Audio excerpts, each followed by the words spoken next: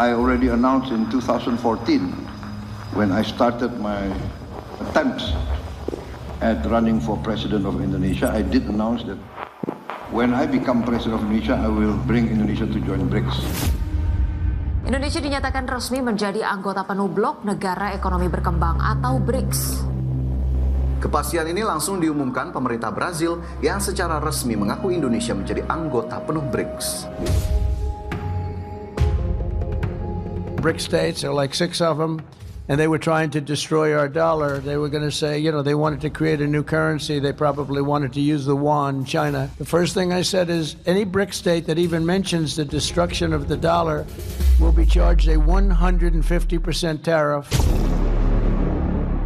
And we don't want your goods. We don't want to partake. So we made a deal with Indonesia. I spoke to their really great president, very popular, very strong, smart.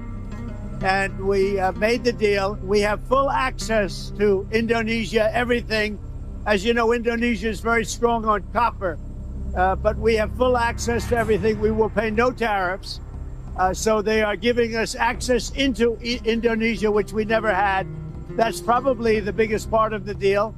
And the other part is they are going to pay 19% and we are going to pay nothing. Tapi satu hal yang paling pasti, dalam beberapa hari belakangan ini sedang terjadi dinamika. Pejabat-pejabat di Amerika Serikat melihat bahwa, kita bisa kok ngangkangin negara Asia Tenggara yang namanya Malaysia. Mereka mau kok jadi budak kita. Berarti Indonesia harusnya jadi budak kita juga. Ternyata guys, duta besar Amerika Serikat ternyata followernya Benix juga. Dan dia melihat bahwa ternyata perjanjian antara Indonesia dengan Amerika Serikat itu sangat-sangat menguntungkan Indonesia. Sehingga kemudian hari Amerika Serikat merasa kecele, gue kena tipu nih. Ternyata Indonesia sangat diuntungkan. Ya terbukti dari kemarin lu lihat banyak pabrik-pabrik yang pindah dari Bangladesh, pindah dari India, pindah dari Vietnam, pindah dari Thailand, bahkan pindah dari Cina ke Indonesia karena melihat Indonesia sangat diuntungkan dengan tarif ini. Beda dengan Malaysia yang sangat diinjak-injak. Nah sekarang baru Amerika Serikat bener ini si Benix, Amerika Serikat dikadalin guys.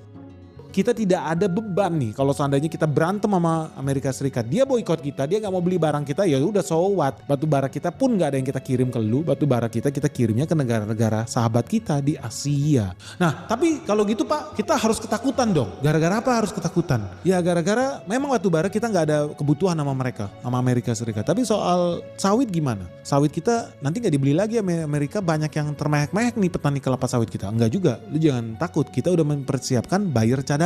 Yang namanya siapa? Eropa dengan EU cepanya. Setelah 10 tahun negosiasi, hari ini kita tembus breakthrough